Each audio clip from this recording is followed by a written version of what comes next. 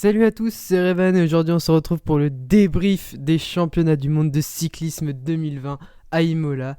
Et franchement, je trouve qu'on a assisté à une course absolument magnifique et un dénouement tout simplement incroyable. Alors avant de revenir sur ce qui s'est passé vraiment pendant la course, je vais essayer de revoir un peu avec vous le profil de ces championnats du monde 2020 en Italie. Alors on avait vraiment un parcours, de toute façon toute la journée ça a fait que monter, descendre sur les plus de 250 km de ce parcours qui allait se terminer sur le circuit automobile d'Imola en Italie.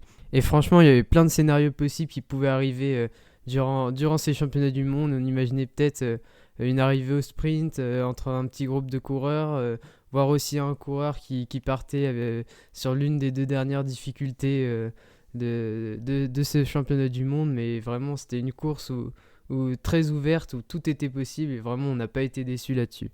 Et le premier coup d'éclat, on va dire, dans ces championnats du monde a eu lieu à 42 km de la fin, juste avant la fin, tout simplement de l'avant-dernier tour du circuit d'Imola, dans la montée de la Cima Gallisterna, avec l'attaque de Tadej Pogacar, le vainqueur du Tour de France, qui a tenté un coup tout simplement, et franchement qui n'a pas eu à regretter, il a tout donné. Après, bon, on savait que c'était quasi impossible comme mission, seul face à tout un peloton avec des équipes vraiment bien organisées de résister, mais c'était cool de voir le champion, le vainqueur du Tour de France à l'attaque comme ça. C'était vraiment un beau spectacle et ça faisait plaisir de voir un Tadej Pogacar toujours aussi offensif.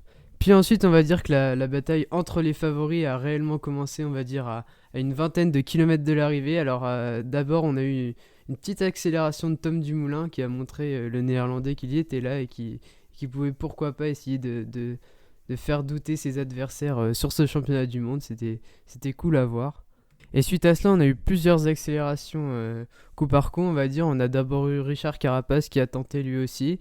Puis ensuite, là où vraiment les grands favoris de ce championnat du monde se sont vraiment révélés, c'est suite à l'attaque de Michel Kwiatkowski à plus de 17 km de l'arrivée, je crois, et qui a vraiment permis de faire un vrai tri parmi les favoris. Et là, on a vu que ceux qui étaient capables de suivre, c'était tout simplement Julien Alaphilippe, Wout van Aert, le Suisse Marc Hirschi et Primoz Roglic, sans oublier bien sûr Jakob Fuglsang qui était encore là lui aussi, il me semble. Puis quelques hectomètres plus tard, on a eu l'attaque tant attendue de Julien Alaphilippe qui s'était montré très discret jusque-là, qui était vraiment resté dans le milieu, voire un peu en queue de peloton des fois, qui avait beaucoup discuté avec Guillaume Martin, on l'a vu. Guillaume Martin qui a d'ailleurs, je tiens à souligner, fait un super travail pour Julien. C'est lui qui a allé systématiquement rechercher les adversaires et qui a suivi les attaques dans le Mazzolano. Et donc voilà, juste avant le sommet, Julien Alaphilippe qui fait le trou magnifique. Il a vraiment creusé un écart, je crois, à peu près d'une dizaine de secondes. Et ensuite, là, vraiment, c'était le grand suspense. Vraiment, c'était une course contre la montre entre le groupe derrière, mené par Wout van Aert, et Julien Alaphilippe seul devant avec une dizaine de secondes d'avance à une dizaine de kilomètres de l'arrivée. Surtout que c'était un parcours assez compliqué pour un homme seul parce qu'il y avait des longues périodes parfois de faux plats montants et heureusement après il y a eu quelques kilomètres de descente et on savait que si Julien Alaphilippe arrivait à maintenir 15 secondes sur ses poursuivants jusqu'à cette partie descendante, on se disait qu'on pouvait commencer à rêver. Mais ce qui faisait forcément le plus peur à nous Français, c'est qu'on avait surtout pas envie de revivre ce qui s'était passé en 2017 je crois, où Julien Alaphilippe s'était fait reprendre à la flamme rouge tout simplement, et vraiment on tremblait, on voyait un écart assez faible de 10-12 secondes pendant tous les 10 derniers kilomètres, et vraiment on tremblait, on n'avait pas envie de revoir ce qui s'était passé en Norvège. Et là, à 3 km de l'arrivée, on a Julien Alaphilippe qui est rentré sur le circuit automobile d'Imola.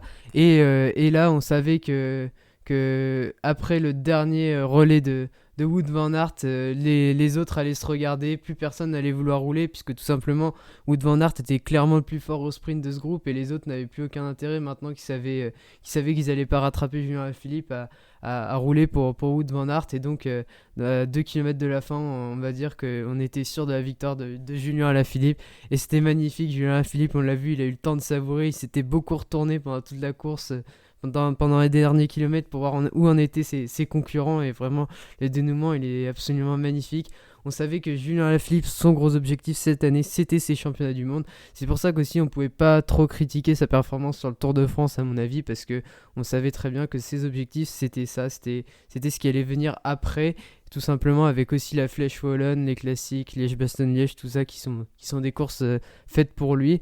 Et donc voilà, le voir triompher, c'était absolument magnifique aujourd'hui.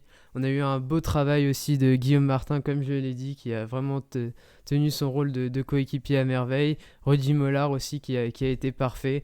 Et vraiment que d'émotion de voir Julien Alaphilippe à la fin sur le podium en larmes. On savait que c'était un de ses rêves d'être champion du monde. C'est juste magnifique, sensationnel pour lui.